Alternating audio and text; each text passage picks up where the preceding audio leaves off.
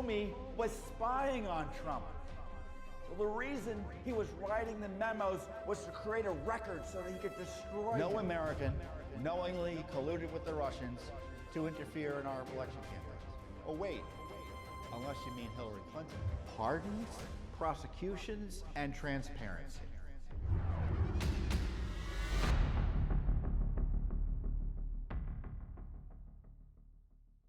Hey everyone, Judicial Watch President Tom Fitton here with our weekly update here on social media. Thanks again for joining us. A lot to talk about this week. Some good news out of the courts, both for our nation's sovereignty, the battle against the illegal immigration crisis, plus a big victory for justice for General Flynn.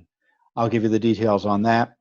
On top of that, we have new documents that are going to really knock your socks off on Benghazi, that not only tell you a lot about what was going through the corrupt Obama White House's head during the Benghazi scandal, but how that all ties into Obamagate. And then we have new documents about Hunter Biden and where he's been going and where he had been going during the first part of the Obama administration. You'll be interested to hear about that as well. But first up is the good news for General Flynn. An appellate court has granted General Flynn's motion, I guess it's a writ of mandamus, has granted the writ and has ordered the court to dismiss his case. It was a 2-1 decision. There are 3 judges that heard the case. 2 of them agreed with General Flynn that Judge Sullivan had no power under the Constitution to order an inquiry into whether or not the prosecution or the decision to drop the prosecution of General Flynn was proper, and even worse, that it should continue.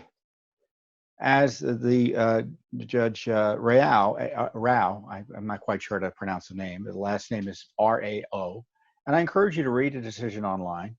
As she points out, some countries allow judges to be prosecutors, but not here in the United States, not under our constitutional system.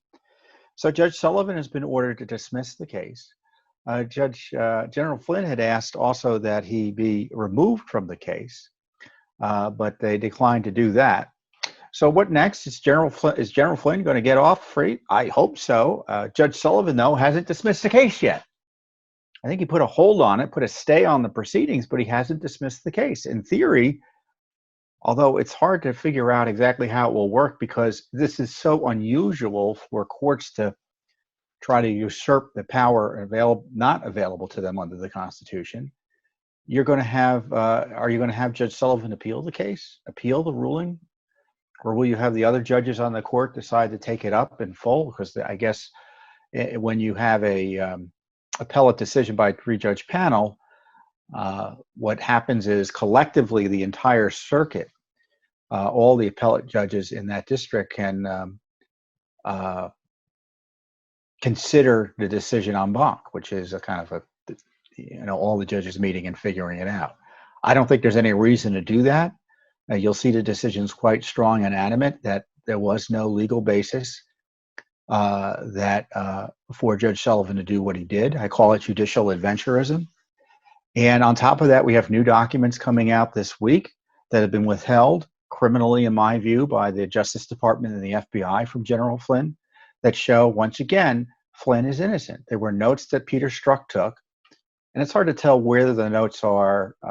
Allegedly, they were written around the time of that infamous Oval Office meeting where Obama, Biden, and others talked about the dossier and General Flynn and things like that, and sicked essentially the FBI on General Flynn. Strzok had, it looks like, I'm speculating here, but the note suggests that he was debriefing someone who talked about it, probably Comey. And the documents show that Comey said there was nothing wrong with the calls between Kislyak, the Russian ambassador, and General Flynn.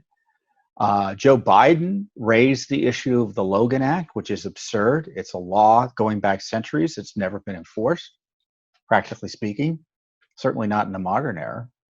The idea that a law prohibiting U.S. citizens from essentially engaging their own foreign policy would apply to an incoming national security advisor. Frankly, anyone raising that as a possible way to prosecute or spy on an incoming president should have been kicked out of the room. And the fact that evidently Joe Biden was doing it, doesn't that tell you something? Remember, Joe Biden also unmasked General Flynn. And also the notes show that Obama said, be sure the right people are put on it. And raised the prospect of withholding classified information from the incoming Trump administration based on this garbage dossier and this fraud. So as you can see, these notes are exculpatory.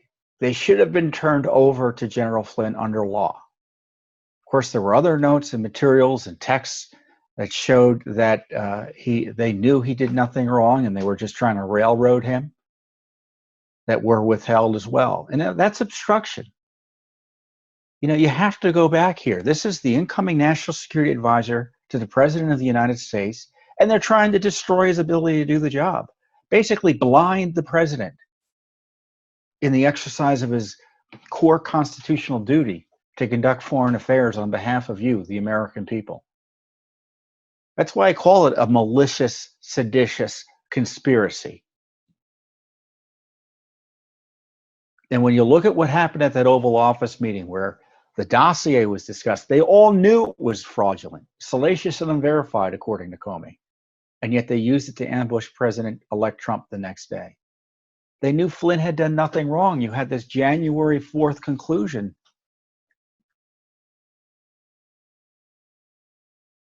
Nothing to substantiate a claim against General Flynn. And they all knew it, yet they continued with the investigation after the intervention of FBI leadership, Obama FBI leadership. So they tried to blind the president by removing his trusted national security advisor, by manufacturing a case against him. Remember, the note said, well, do we want to get him fired or do we want to catch him in a lie and prosecute him? It's not the job of the FBI, quote, to get someone fired. That's a political hit. They've been sitting on these documents, and Mueller pursued this investigation. You know what's interesting, though, about what the Justice Department has said about this? They've said, they've said there's no wrongdoing by the Justice Department. They're not admitting to any wrongdoing by the Justice Department. Maybe some bad guys over in the FBI, maybe. But nothing in the Justice Department. So as far as I'm concerned, the cover-up continues. Where are the prosecutions? Where's the grand jury targeting those who railroaded Flynn?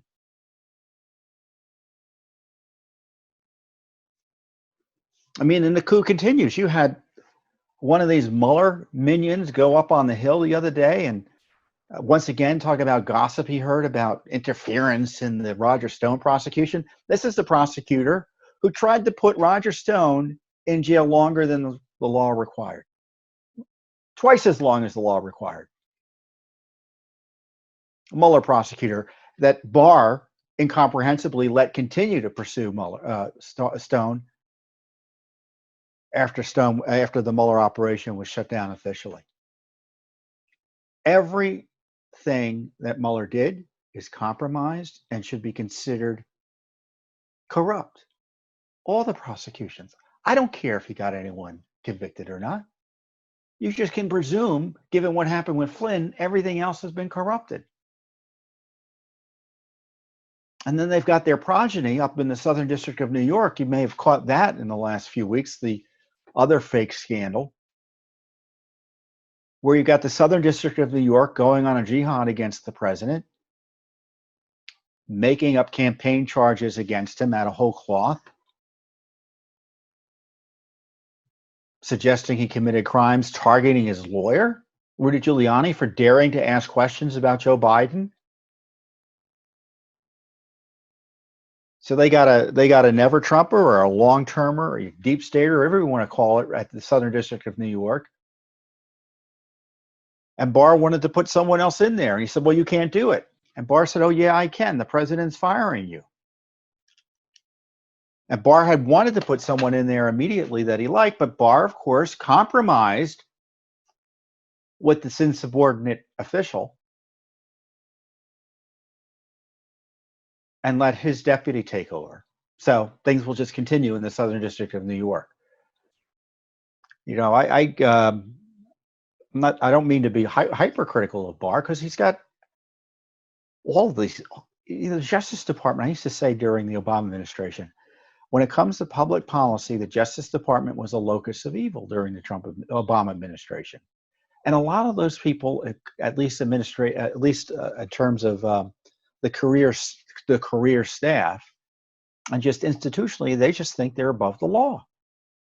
And their job is to suppress the president and try to drive him from office. And you kind of see that in the Southern District of New York.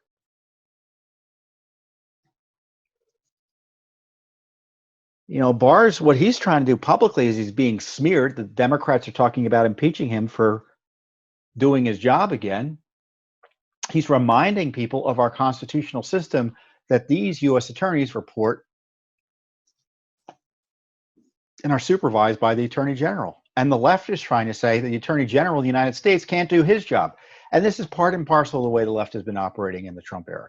The president can't do his job. He's not allowed to do anything. He's not allowed to talk to the Russians. He's not allowed to conduct foreign policy. He's not allowed to protect the borders. He's not allowed to fire anybody in the executive branch. Oh no, and we can't accept any of his judicial nominees to the Supreme Court. He's not allowed to do any of the things that the president has the power to do under the Constitution. So the coup continues. The coup continues. So it was a big victory for General Flynn, a big victory for the rule of law, confirmation that Barr did the right thing in kicking the case out. But it's also confirmation of a vast criminal conspiracy against the president of the United States. And this goes back to what I was saying earlier. They were trying to blind the president. And so you can see the kind of craziness with Flynn. Even still, they think they should be able to go after Flynn. And that's why I think the president needs to pardon him. I mean, he may not need to do it now.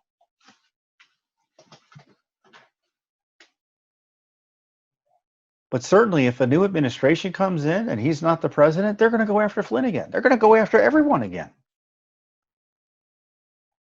And I only half jokingly say this, President Trump may have to pardon himself.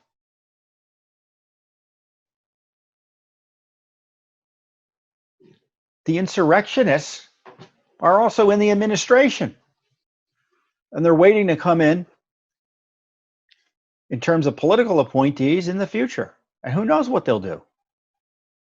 Maybe even 8 years from now, let's say he wins. The other side comes in after him. He should just presume the worst. And I don't say that because I say you should vote for one person or the other. I don't say that as president of Judicial Watch. I'm just highlighting the reality. I mean, we saw what happened during the Obama administration, and the same crowd is likely to come back either next year or 4 years from now. And the problem is, none of them have gone to jail for their misconduct. So they're going to do it again. They're going to do it again. So this was an assault on the president, assault on his ability to conduct foreign policy. And that's why he should pardon Flynn, to protect the presidency and his constitutional prerogatives under the Constitution. So the other good news this week is, President Trump. I always quote myself here, but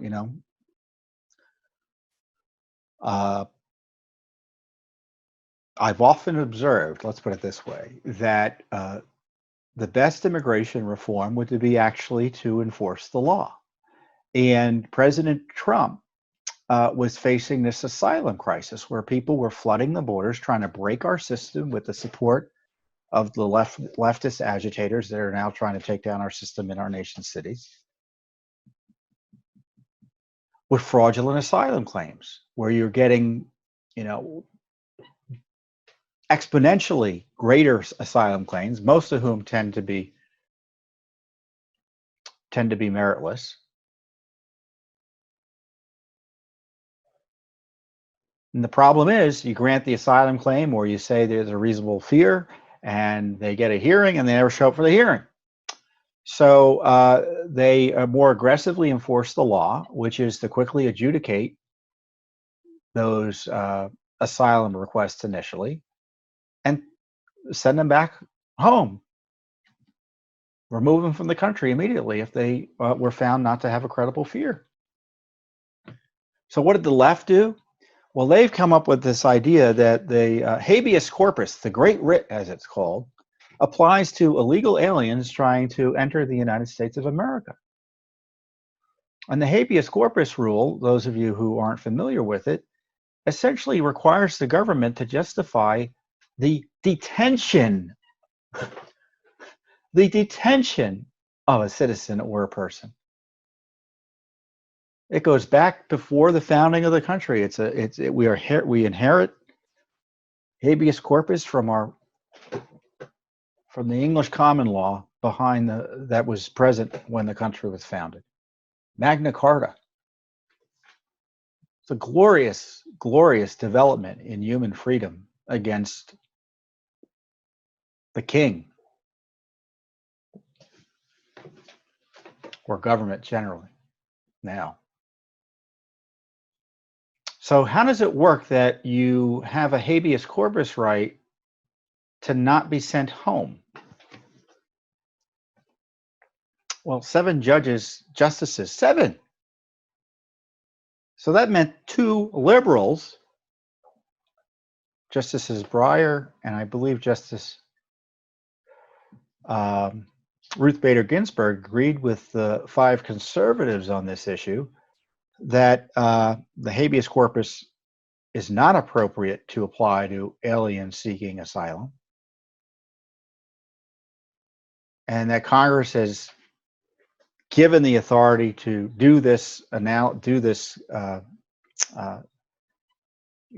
Congress has created this law that allows the president the discretion to enforce the law as he's been enforcing it, and as a result, we've kind of gotten the border a little bit more under control. I don't want to underestimate the security of the border, but that crisis is largely abated in terms of the asylum crisis because people are being either having to ask for the asylum outside the United States, which is another issue, or if they make it across the border and it's obviously they don't have an asylum claim, like the person who was complaining, whose case was being brought before the court. I think he was from Sri Lanka.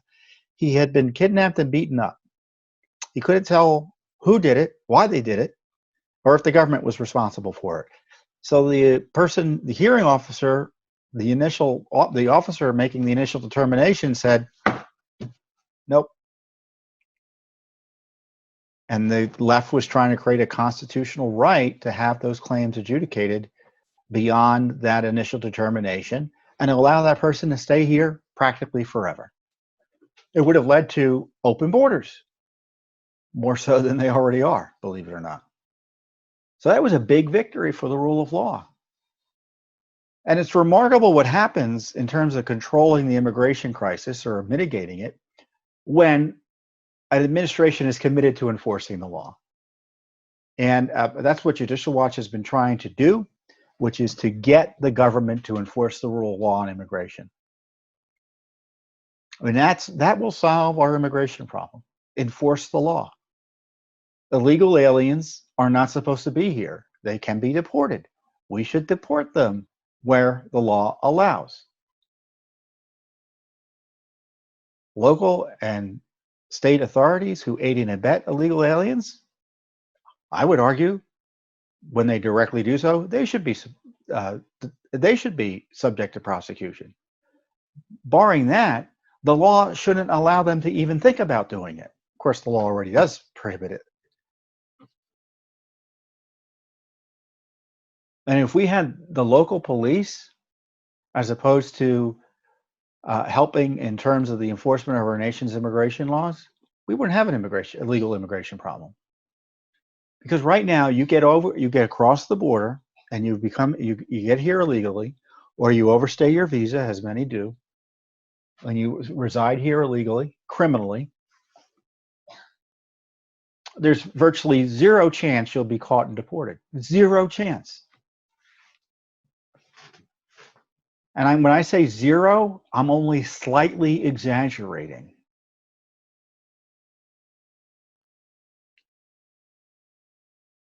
But if you were able to expand our resources to help have the police be able to inquire, but which they're not able to under the sanctuary policies that are controlling most of our city police departments, how about that for police reform? We let the police help us enforce the rule of law on citizenship. Maybe Congress can pass that rather than the harassing, hampering laws that are trying to pass in response to the insurrection, as opposed to confronting it. They're enabling it further. That's, I guess, another matter. And Judicial Watch has litigation against San Francisco and Santa Clara County. In Santa Clara is just south of San Francisco, San Jose area, over their sanctuary policies. And we've sued in California and Maryland. And we had news come out of Maryland. We had sued in California and Maryland, excuse me, over their decisions to provide cash benefits to illegal aliens using the coronavirus as an excuse without the permission of the state legislature, which is a violation of law. And taxpayers have a right to challenge that. Well, we just had the court who agreed with us initially that, yeah, it's likely they violated the law, and yeah, it's likely taxpayers were harmed by it. He said, well, taxpayers don't have the right to enforce the law. Just overturned 100 years of Maryland state law and taxpayer standing. So we're repealing that, obviously. But so the Supreme Court had the point being that Judicial Watch is fighting, and has been for some time, to enforce the rule of law on immigration. And we applaud the Trump administration's decisions to more strictly enforce the law at the borders to address the crisis. We need a secure border. If we want a republic, we need to have a secure border. If you don't want a republic, open the borders. If you don't want a country, open the borders. But until then, we just have to have a border, and it has to be enforced. And thankfully, the Supreme Court upheld that principle, at least indirectly, this week. And I encourage you again to go and read it. Read Justice Alito's decision. Read Justice Thomas's concurrent decision. I encourage you to read Justice Thomas's decision, his concurrent opinion, excuse me, because he goes through quite thoroughly the history of the Magna Carta. The history of the habeas corpus, the Great Writ. And it's just fascinating reading. So if you love your rights, if you love your freedom, if you love our individual rights that have been, we've been able to achieve through our Western civilization, you're going to want to read that decision. You're going to want to read that decision. Although I have to say, I was reading that decision, I was reminded of the fact that the Supreme Court had granted essentially habeas corpus rights to terrorists caught overseas and kept overseas, which is a wild abuse of power. That was a 5-4 decision, just like this one was a 5-4 decision going the other way. They didn't want to address and overturn that earlier decision, but I guess that will be for another day. So, you know, the Supreme Court will be issuing other decisions, one, I believe, on abortion soon, the other on President Trump's taxes.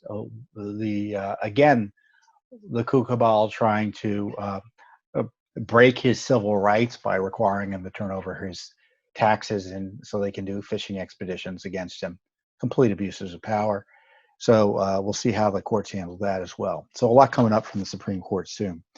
So enough about the courts. Let's talk about what Judicial Watch is doing and what we've uncovered.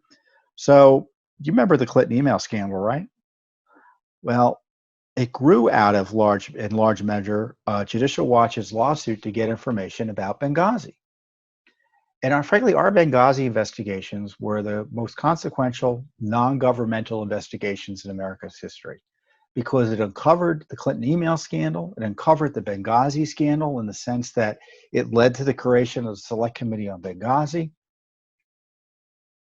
And as a result of the Clinton email scandal being uncovered, Hillary Clinton is president. That was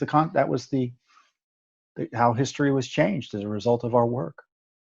Not because of anything Congress did, not because of anything the Justice Department did, was because Judicial Watch knew The lies about Benghazi and the attack itself was a scandal without measure at that time. And we put enormous resources into figuring out what went on. And we did. And we caught Hillary Clinton in her email scandal. And we caught the fact that the White House, not the intelligence community, but it was the White House who concocted the Benghazi lies, that a video made them do it. It was a spontaneous demonstration as opposed to a well-planned, fully conceived for some, had been conceived in terms of, been planned for some time. It was a terrorist attack. They all knew it at the time and they lied about it. We proved it. Why did they lie about it? It was because they wanted to keep President Obama in office. So they lied about intelligence. Does that remind you of something? They lied about intelligence to keep an election result the way they wanted it to be, which was the re-election of President Obama. So they didn't want it known widely that there was a terrorist attack, the murder of our ambassador and 3 other innocent Americans, something that could have been prevented. They didn't want all that known. So they lied. They said it was a video. It was spontaneous demonstration. Couldn't have known. We found out they had every reason to know. There were all sorts of warnings, securities, threats. And who was concocting the lies out of the White House? Well, we got the document. We got the smoking gun document. Ben Rhodes, national security official. I think he was deputy national security advisor. And so we have these new documents that have come out because we've been asking about the FBI's fraudulent investigation of Hillary Clinton. And they've been giving us documents confirming it was fraudulent. But we got some, because it was Benghazi related. Interestingly, how the criminal investigation of the Clinton email case by the FBI and Justice Department uncovered Benghazi material. Isn't that interesting? Well, let me show you the contempt they have for the rule of law and our democracy. So these documents show, so going back in time, the attack was on September 11th. A few days later, September 16th, then Ambassador Susan Rice, Benghazi Susan, as some people call her, went on 5 television talk shows and lied. Sunday talk shows, the full Gunsberg, as they call it, went and lied in all the talk shows saying a video made him do it, when in fact they all knew it was an attack. And she, as we have uncovered in the documents, specifically knew it was an attack, not a demonstration that got out of hand.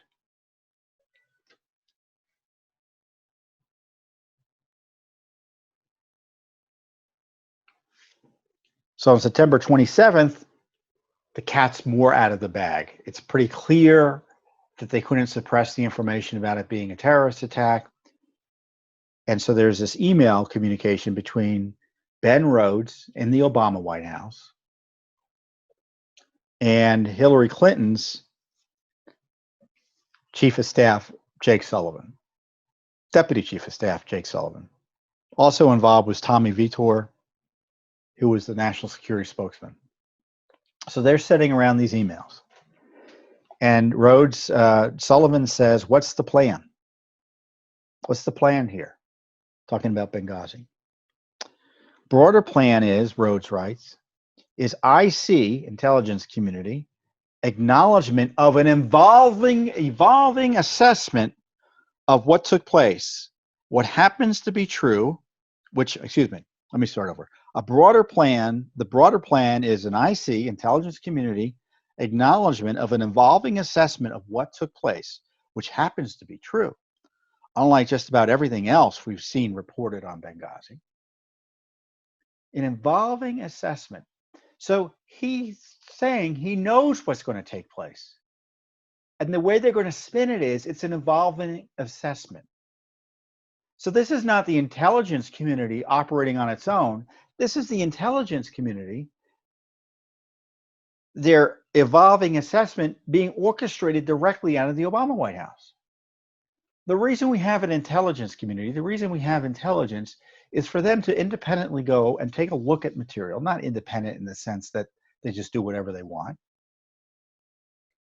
But on the issue of Benghazi, they do an investigation in theory, and they report the facts to their customers, the president and senior officials in an administration. Here, the outcome's preordained. So they're abusing the intelligence community to get a preordained outcome, which is an evolving assessment, meaning, oh, we initially thought it was a demonstration, but as more information came in, it became clear it was an attack. That's a lie. That's not the way it happened. How do we know it's a lie? Because we have the man who wrote this email. We have his other emails.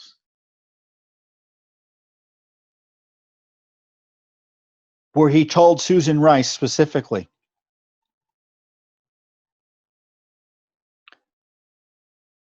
when she's going on the shows, it was an effort to reinforce President Obama and to portray the attack as being rooted in an internet video, not a failure of policy. So they were trying to actually use the attack to make Obama look better by lying about it.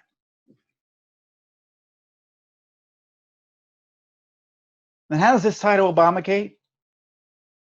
Well, you see, they were manipulating intelligence and lying about intelligence to get a political result so that the president could win re-election. For the next election, they manipulated intelligence and lied about it so they could get a political result to try to short-circuit the Trump campaign. And after that, to get a political result to overthrow or attempt to overthrow the Trump campaign. There's nothing new under the sun when it comes to Obama corruption. All the abuses you hear about with Obama in 2006, excuse me. Yeah, I guess it's 2016, how quickly time goes by. They had run-throughs. You had the abuses in 2012 with Benghazi and the lies about intelligence. You had the FBI and the Justice Department and the IRS and other agencies being used to target and suppress the entire Tea Party movement and any opposition to President Obama in 2012 as well.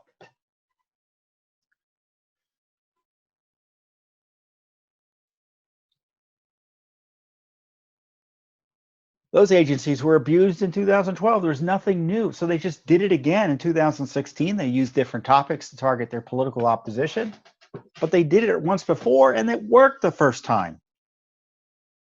I say between the IRS, especially the IRS abuse, which suppressed the entire Tea Party movement. That's how you steal an election in plain sight. That's how Obama, as far as I'm concerned, stole the 2012 election because he abused his powers to suppress his political opposition. Did he literally change votes? No, of course not. Well, I don't know. But I do have evidence his political appointees in league with the allies in the Hill used the IRS to try to suppress his political opposition. And they kept on doing it even after he won. Even after he won. So by the time Trump had come around, they had already had the wheels in motion. They already knew what to do. They already had the playbook. So isn't that astonishing? Now this stuff is not as, it's more of a kind of an indictment in terms of the attitude they had, this other material that we've uncovered, but it's something you'll want to know about. They start joking about being called liars as it relates to Benghazi.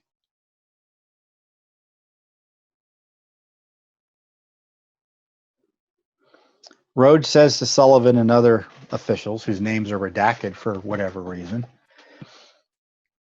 at least you're only a liar Could be worse. We're liars and we're also allegedly leakers. So you've got that going for you, which is something. Sullivan replies, we're only lying foot soldiers, sick. You're lying masterminds. That's cooler. Then someone else replies to Sullivan, whose name they redacted. I prefer that we go by henchman. Has more of a Marvel comic sinisterness to it. There should be a cable show where all the guests and the anchor have to wear polygraphs. Or when there's a dispute between the source, the aggrieved parties take a poly with some neutral third party rendering judgment, the biggest liar. I don't even know what that means. Rhodes says to Sullivan, I like to go on television and tell everybody what I think. Look at it this way. It could be worse. You could be a career bureaucrat whose greatest thrill in life is leaking half-truths, self-justifications, and outright lies to the likes of Eli Lake, Kim Dozier, and whoever else picks up the phone at Fox News. Whoever picks up the phone at Fox News. So they're joking about how they kind of like being called liars about this terrorist attack.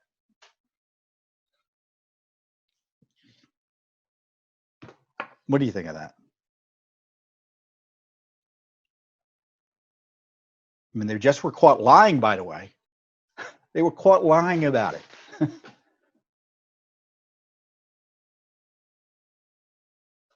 I remember when we first uncovered the document that showed that Rhodes has orchestrated these lies, and you had the Obama people go out and say, well, it doesn't say what it says. And even our enemies in the media said, what are you talking about? And then they're joking about being called liars and kind of reveling in it.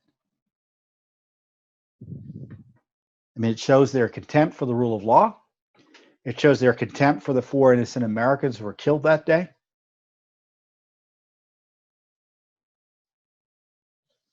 Murdered.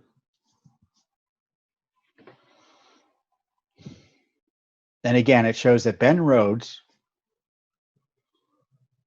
who was the Obama White House senior official who created the false story for Susan Rice to lie to the American people with in order to help Obama stay in office, was planning to orchestrate again another fake story, the evolving explanation that the Benghazi attack by the Intelligence Committee, the evolving explanation about the Benghazi attack, written, created by the intelligence community, all of which was designed to help Obama's reelection.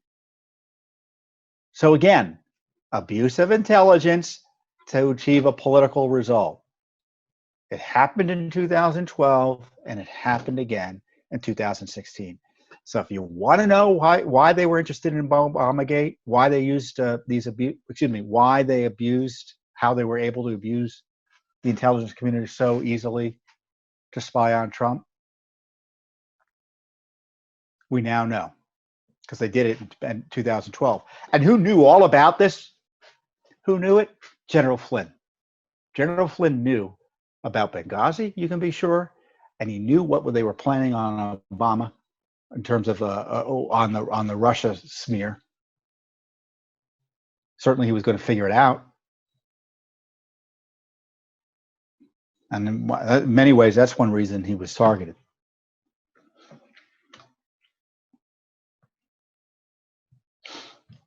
So, speaking of scandals,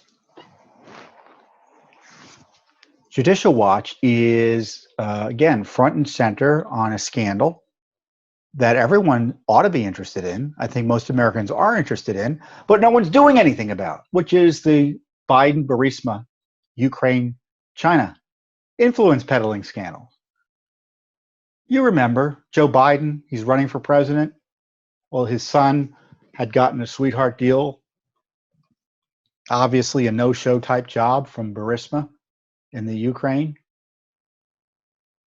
It was their insurance policy to protect them from corruption investigations. Certainly they paid off when Biden went in there and got a prosecutor fired by threatening to withhold $1 billion in aid. And then, of course, you had the Chinese give a special concession to Hunter Biden's business worth potentially, I think, $1.5 billion in business. It's not clear how much money directly went into Hunter's pockets. Business that was effectuated during at least one visit to China, an official visit to China with Joe Biden, that Hunter happened to be on the plane with him on, Air Force Two.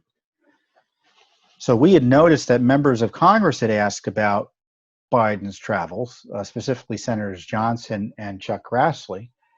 And so we said, we want those records too. Give them to us. That's what, sometimes that's what we do. Congress, everyone thinks, well, Judicial Watch are coordinating. Congress doesn't tell us jack. They don't tell us jack about what they're doing. And when we often find out about what Congress is doing because we see a letter somewhere, say, well, look at what they're asking for. They must have some information. We'll ask for that too, because unlike Congress, when we get the information, we disclose it to the public. Congress doesn't always do that. So in this case, we saw that they were asking for Secret Service records about Hunter Biden's travels. Where else was he going? Was he on Air Force Two? Was he on Air Force One? Were there government planes? Now, the Secret Service responded to the senators, but the senators didn't release the information. But because we had FOIA'd it, they sent the response to us. And we found that Hunter Biden was provided Secret Service protection on 411 flights, 29 countries he visited, including 5 visits to China. And so this means the Secret Service was providing him coverage, and security, which is appropriate. I think it's appropriate. He's the vice president's son. President Biden was vice president at the time, obviously. So they usually provide the children of the president and vice president Secret Service protection. Now, it doesn't say, the documents don't say whether he was on government planes here. The Secret Service told the senators to go ask other agencies, which we'll do as well. 5 visits to China. You know what's not in these documents? Any visits to Ukraine. And by the way, this is only a portion of the Trump-Obama administration's Hunter Biden travel, meaning it was like the first 5 years, not the full 8 years. So he's hired in April of 2014. We get the records from the beginning of the Obama administration through May of 2014, and there are no at least Secret Service connected visits to Ukraine. Now, isn't that amazing that you're able to get a job in Ukraine for a major national conglomerate without having to visit the country, or at least not having visited it within the last 5 years prior to you getting hired? I guess it's possible, but it certainly raises additional questions about the circumstances of the hiring. Don't you think? Don't you think? So I'm sure other reporters are going to be looking at these documents. The visits included Ethiopia, India, Argentina, France, Spain, Canada, Dominican Republic, China, Belgium, Spain, United Kingdom, Egypt, South Africa, Denmark, Hong Kong, Mexico, France, Colombia, Russia, Ireland, China again, Switzerland, Italy, Japan, I guess I'm repeating myself, some of these, and Qatar.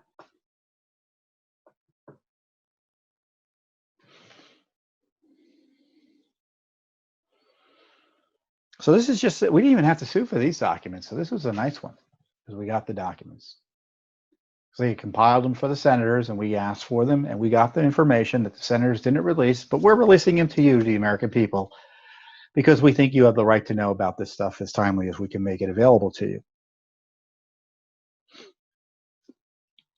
Now we have multiple lawsuits on Biden. Hunter Biden. I think there are 7 lawsuits now that Judicial Watch has pursuing in federal court. The State Department has essentially shut down its FOIA operations, so we're not getting much out of them. And so the coronavirus is benefiting Joe Biden. In my view, there's no reason to shut down the FOIA operation. I complained about it. Nothing's been done. The FBI largely shut down its FOIA operation, although they started getting it back up again. So the real question is why is the State Department stalling the release of documents? Because they've had these documents for months. They know what we're asking for. You can bet they've been gathered and they're ready to go. They're just sitting on them. They're just sitting on them.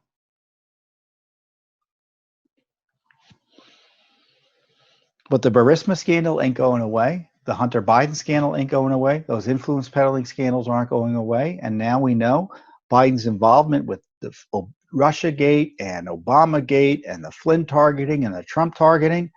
It's a whole other raft of scandals that Biden needs to be held accountable for. And it looks like Judicial Watch is going to be your primary vehicle for that accountability. And we're going to keep up the litigation whether he wins or loses. And the question is the deep state going to protect Biden like they did Hillary Clinton in order to grease his way into all power? So we hope the courts don't do that and force them to turn over the records, but we'll see. So you can be sure that Judicial Watch will continue to do the heavy lifting on behalf of you and the rest of the American people for full accountability for, again, what has been the worst corruption scandal in American history. Have a good week, and I'll see you next time here on the Judicial Watch Weekly Update.